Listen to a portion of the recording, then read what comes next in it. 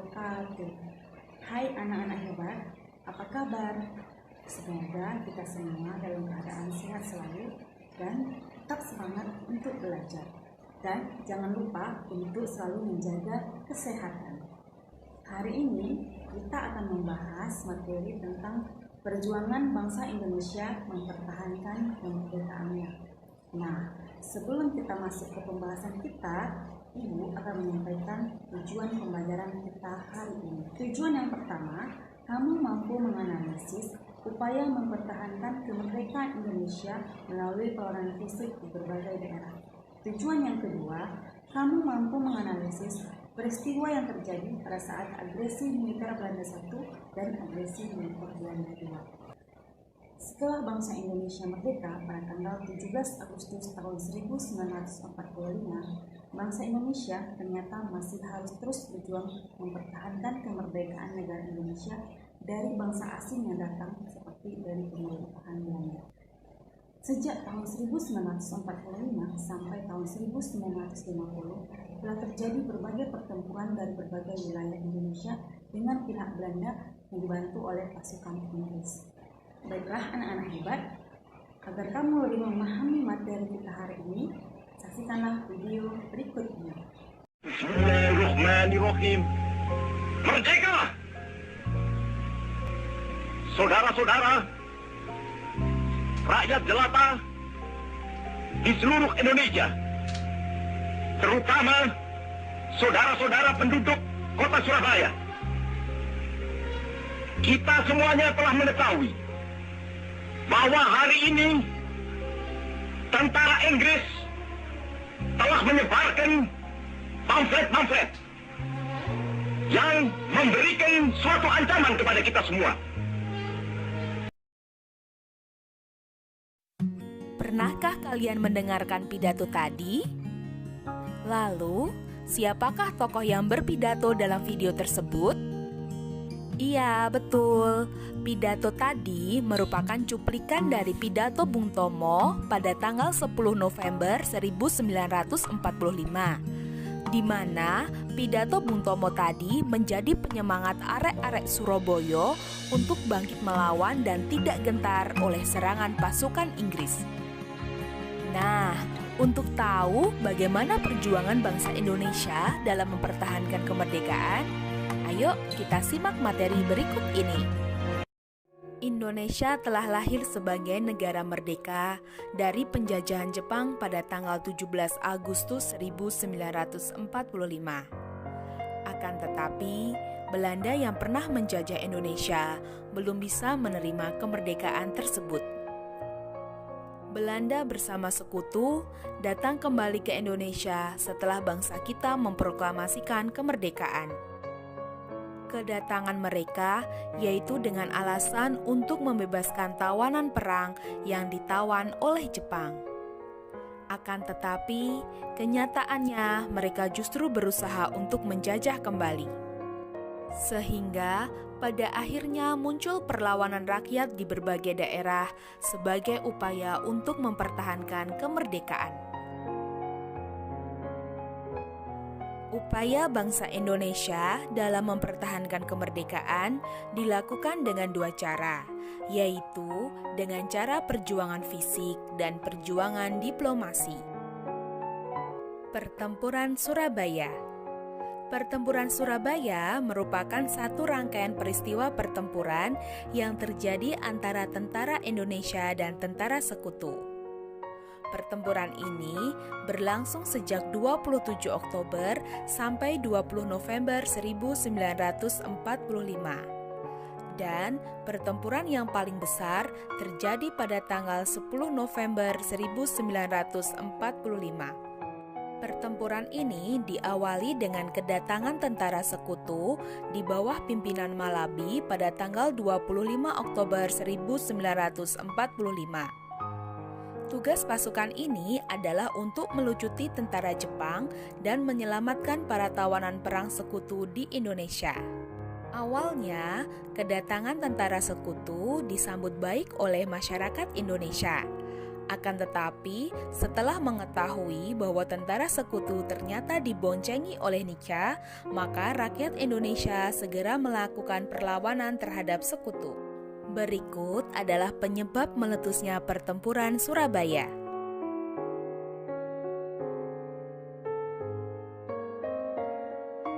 Pertempuran Ambarawa. Peristiwa ini diawali dengan kedatangan tentara sekutu di bawah pimpinan Brigadir Jenderal Battle tiba di Semarang pada tanggal 20 Oktober 1945. Yang tujuannya adalah untuk melucuti senjata tentara Jepang dan mengurus tawanan perang tentara Jepang yang ada di Jawa Tengah. Awalnya, kedatangan tentara sekutu disambut baik, bahkan oleh Gubernur Jawa Tengah pada saat itu yaitu Mr. Wongsonegoro. Akan tetapi, tanpa sepengetahuan pihak Indonesia, ternyata tentara sekutu telah mengikutkan tentara Nika dan membebaskan tawaran perang Belanda dan mempersenjatainya. Hal ini menimbulkan kemarahan dari pihak Indonesia. Sehingga terjadilah insiden yang kemudian meluas menjadi pertempuran terbuka di Magelang dan Ambarawa. Bandung Lautan Api. Peristiwa Bandung Lautan Api adalah peristiwa kebakaran besar yang terjadi di kota Bandung pada tanggal 23 Maret 1946. Peristiwa ini diawali dengan kedatangan pasukan sekutu di bawah pimpinan Brigadir McDonald pada tanggal 12 Oktober 1945, di mana tujuan mereka datang adalah untuk melucuti senjata tentara Jepang dan membebaskan tawanan perang. Selain itu, mereka juga menuntut rakyat Bandung untuk menyerahkan senjata yang dirampas dari tentara Jepang. Dan tuntutan itu tidak diindahkan oleh rakyat Bandung, sehingga meletuslah pertempuran antara rakyat Bandung dengan pasukan sekutu.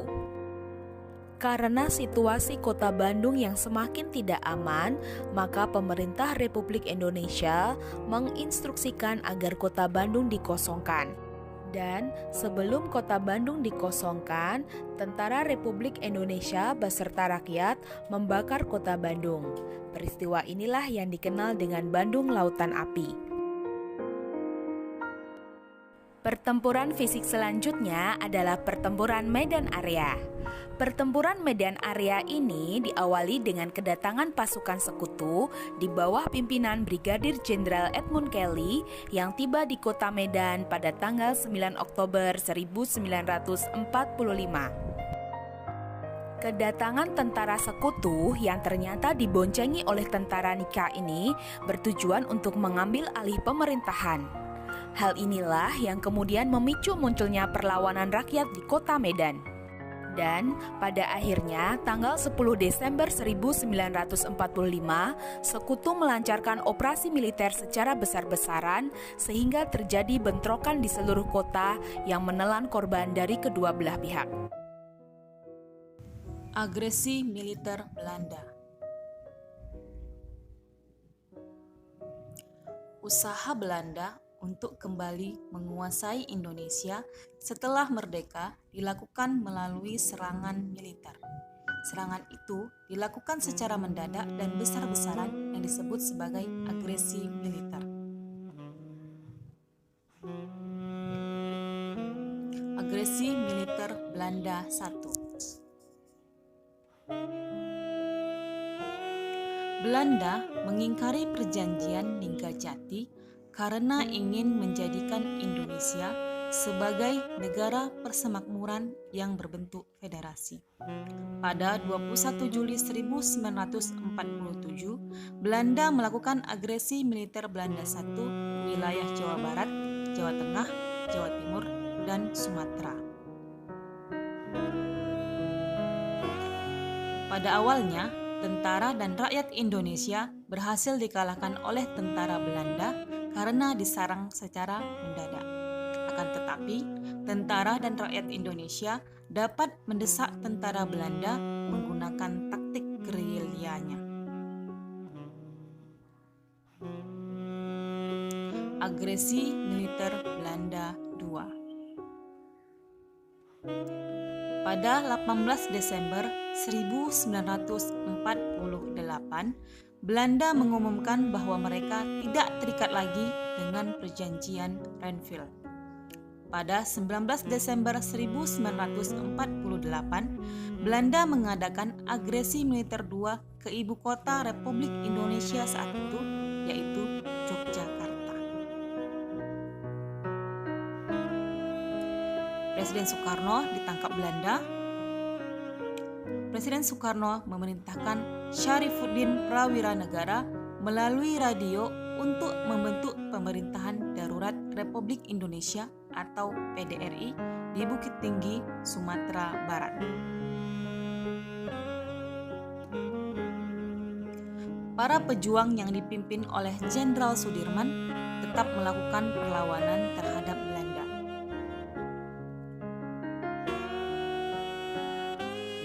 Pada 1 Maret 1949, Indonesia yang dipimpin oleh Letkol Soeharto menyerang Yogyakarta. Dalam penyerangan ini, TNI berhasil menduduki kota Yogyakarta selama 6 jam dengan tujuan untuk menurunkan mental pasukan Belanda, meningkatkan kepercayaan diri dan semangat juang bagi Indonesia, serta menunjukkan kepada dunia internasional bahwa Indonesia masih ada.